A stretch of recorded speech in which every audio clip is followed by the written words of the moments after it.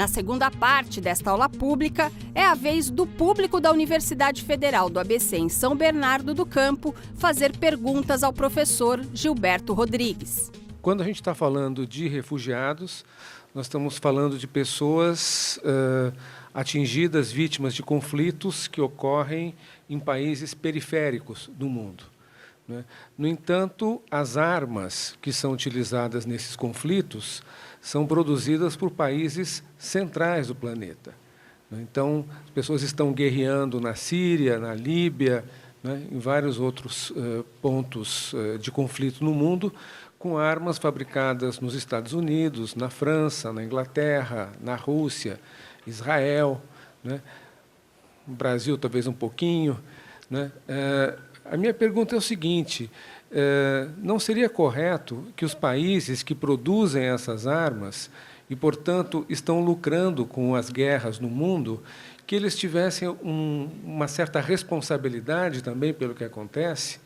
Quando os funcionários da ONU, a sociedade civil, os diplomatas que trabalham com o tema dos refugiados, naturalmente, eles sempre têm como a primeira solução terminar o conflito, ter um acordo de paz, se for uma guerra, ter democracia, se for uma ditadura. Essa é a primeira solução. Só que essa solução ela independe dos atores envolvidos no tema do refúgio. Ela depende de uma série de circunstâncias de natureza da política internacional. Mas, no caso da Síria, como o professor Igor aponta, existe uma situação, inclusive, que diferencia de outros conflitos armados. Porque há muitos atores envolvidos na política internacional na Síria. É um tema geopolítico, o tema da Síria. Da guerra. A guerra civil, que nós chamamos de guerra civil na Síria, não é uma guerra civil, é uma guerra internacional. Ela é civil porque os combates são dentro do território sírio, mas ela é internacional porque países vendem armas, países enviam espiões, enviam, inclusive, agentes, como nós sabemos, agentes para desestabilizar o governo, para dar apoio de inteligência para uma parte ou para outra, ou para o governo, no caso do Assad, ou para as guerrilhas, a oposição ao Assad.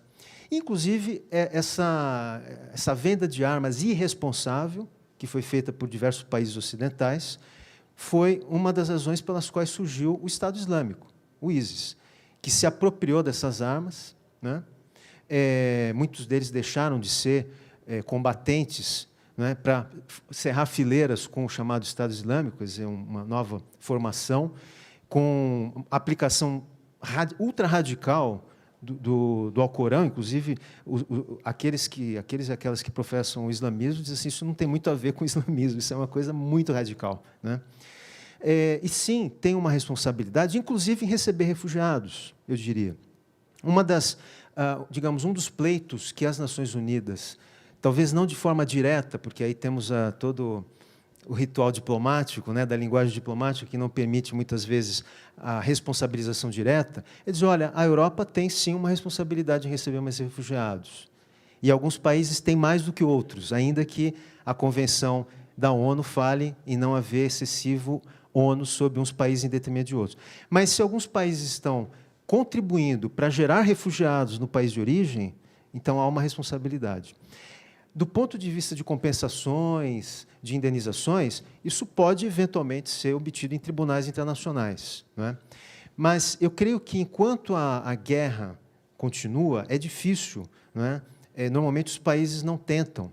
E mesmo a sociedade civil afetada não tem condições ainda hábeis para pensar numa ação judicial, numa Corte Internacional de Justiça ou num Tribunal de Direitos Humanos. Mas eu creio que isso é possível. Eu diria assim, no médio prazo, no longo prazo, esse tipo de indenização é possível. Poderia ser o Brasil uma das soluções para uma maior negociação mais ampla da questão de recebimento de refugiados? Sei que o Brasil tem com o México uma discussão nesse sentido de recebimento de refugiados. E a segunda parte seria que, de uns tempos para cá, com o maior acirramento dos âmbitos políticos, a gente vê que também no Brasil, não só na Europa, a gente vê uma ascensão de posições no sentido xenófobos, racistas. Poderia ser essas pessoas, o crescimento dessa posição mais conservadora, algo que vá atrapalhar o cenário internacional na questão dos refugiados? O Brasil tem um papel, na política externa brasileira, um papel já reconhecido no tema dos refugiados. Se nós temos poucos refugiados, 8.500 refugiados, esses 8.500 são mais do que eram os 2.000 e pouco, 5.000 e pouco, que, num prazo aí de 10 anos, foram crescendo. E se nós não temos mais, é porque não há nenhuma situação fronteiriça que expulse refugiados para os nossos territórios. Porque se houver, e no caso, por exemplo, a Colômbia, o Brasil já chegou a ter 4.000 colombianos em território brasileiro, sem necessariamente tivessem sido registrados como refugiados, porque há um fluxo na fronteira amazônica, não é? Esse fluxo existe ainda. Claro que a questão da Colômbia está arrefecendo, quer dizer, tem um acordo de paz aí quase para sair com as Farc, né? Mas ainda há conflitos na Colômbia. Então, a questão fronteiriça ela diz muito também sobre digamos, a disposição do país em receber refugiados. E certamente o Brasil tem uma posição de fronteiras abertas, né?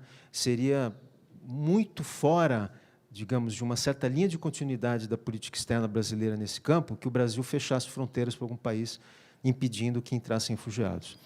Agora, isso tem limites, né? Os limites orçamentários, né? O acordo que o Brasil fez com a ONU, com a Acnur, para receber refugiados sírios diretamente de Beirute, por exemplo, é um excelente acordo, foi festejado na ONU, mas é um acordo, de certa forma, digamos, numericamente restrito, né? Nós vamos recebendo a conta-gotas, né?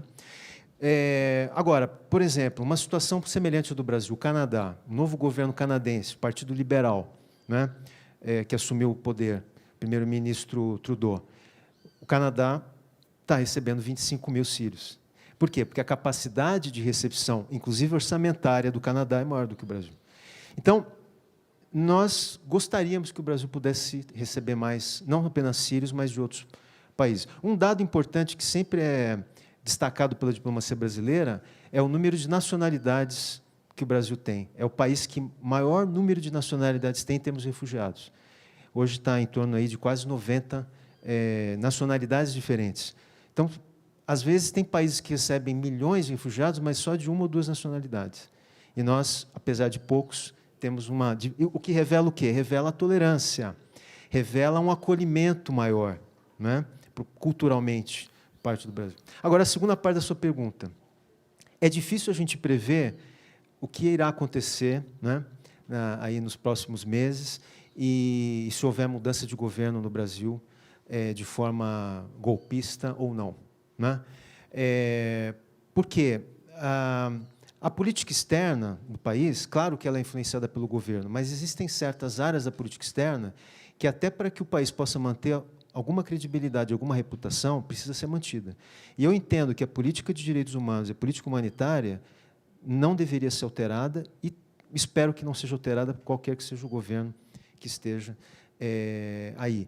E, no que diz respeito aos conflitos internos do Brasil, né, se isso pode afetar a política externa brasileira, claro, a política externa sempre é resultado, principalmente nos países democráticos, do que a sociedade civil entende, né, com política externa.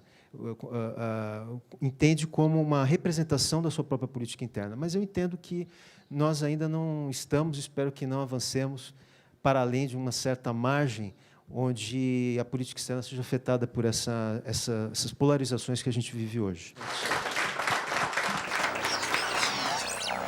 Eu achei que a aula do professor Gilberto sobre direitos humanos e principalmente a questão dos refugiados foi muito importante, porque diferente de aulas mais tradicionais, esse estilo de aula pública, um pouco mais focado no assunto e trazendo questões de fora, ela trouxe questões fundamentais para o debate atual, e eu achei que foi muito importante para a nossa universidade, também para que mais pessoas possam ver de uma forma mais assim, dinâmica e concreta o assunto que foi colocado. Eu achei a aula do professor Gilberto muito interessante, sobre um tema muito atual e bastante importante para a gente compreender o que está acontecendo hoje no mundo e no Brasil, inclusive.